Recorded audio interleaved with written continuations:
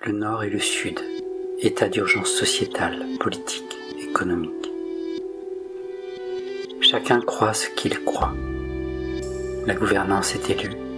La liberté populaire, individuelle, s'exprime par le vote et dans la vie personnelle, économique, professionnelle, associative, politique, en manifestation selon les lois du pays. Simplement, prudence gardée. Le vote majoritaire choisit rarement la sobriété de vie, la modération écologique et la décroissance. Avons-nous difficulté à progresser collectivement et individuellement dans le soin à la vie et à toute chose? Nous enfermons-nous dans nos modes de raisonnement, autant qu'ils facilitent notre rencontre des autres et du monde, dans un but de sauvegarde de ses propres intérêts. En chaque individu, existe-t-elle cette cooptation d'ensemble qui refuserait individuellement de s'avancer contre les lieux communs pour ne pas être seul face à la communauté? La préservation des territoires classés agricoles et naturels ne m'inquiéta pas toujours. Et la construction de Euro Disney sur 2000 hectares de terres arables et cultivées en 1990 n'interpella pas mes 20 ans.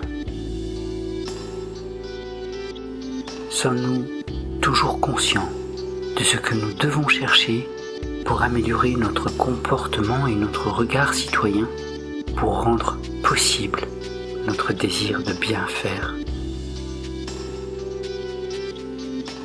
Par exemple, chaque été, les feux saccagent les forêts par milliers d'hectares.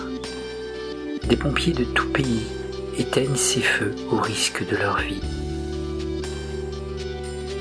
Pourtant, des broussailles sèches demeurent à l'abandon et sont autant de départs de feu négligés. Ces documentaires vidéo rassemblés nourrissent l'espoir qu'il soit possible de couvrir ces broussailles inflammables par des espaces maraîchers. Comment organiser cela, physiquement, biologiquement, aussi administrativement, politiquement, économiquement, et matériellement et humainement? Chaque espace boisé porte en lui la chance de nous nourrir grâce aux pratiques de l'agroforesterie, de la permaculture, de l'agroécologie. Ces incendies de forêt augmentent le réchauffement climatique quand ils surviennent, et la forêt, par nature, en est le seul remède. Une pratique de l'agroforesterie en bordure de forêt, couvrant les espaces de broussailles sèches inflammables, protégerait-elle de ces feux de forêt? Agir préventivement à cet égard, avec le même courage que les pompiers face au feu, cultiver un positionnement de soldats maraîchers œuvrant à stopper l'étendue de l'incendie climatique. Confrontés à cet état d'urgence climatique, l'agroécologie est-elle notre lance d'incendie pour y faire face? Cultiver le sol, préserver sa végétation, fixer le carbone de l'air au sol, quoi d'autre? Les experts disent que la pratique paysanne de l'agroécologie peut nourrir tout le monde. N'est-elle pas le moyen le plus égal, populaire, naturel, accessible à tout être humain de se nourrir et de lutter contre le réchauffement climatique? À l'heure où l'informatique et la science créent des mécaniques de gestion, de mise en valeur, d'ordonnancement des informations, créatrices de grandes richesses de notre époque, n'avons-nous pas les moyens de mesurer et de rassembler les liens et les données scientifiques, biologiques et climatologiques afin d'établir les besoins de culture végétale de tout sol en la localisant selon l'urgence climatique?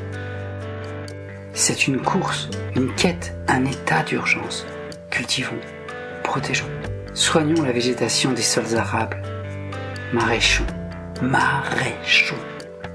Sans cela, Nos méthodes d'enrichissement et nos modes de raisonnement conservateurs, qui confortent leur processus de gains et de profit, pourraient fermer cet espoir porté par l'agroécologie sociétale, solidaire face au réchauffement climatique. Et continuer d'urbaniser les espaces agricoles et naturels, tant au nord qu'au sud, accroît la souffrance des pauvres gens les plus exposés au réchauffement climatique. Un endettement en dommages causés à autrui non quantifié qui ne dit pas son nom. Couper des arbres pour mettre du béton, c'est accroître le réchauffement climatique. Enfin, si travailler au devenir du vote par le discours politique peut porter fruit, la désobéissance civile perçue nécessaire a fait trop de victimes des violences policières. Cela au nom d'un intérêt général défini démocratiquement par les intérêts de la majorité représentée que la police défend légalement. La vie a besoin de soins, pas de violence. Restera la tristesse inconsolable des graves blessés pendant les manifestations et de la mort de Rémi Fraisse.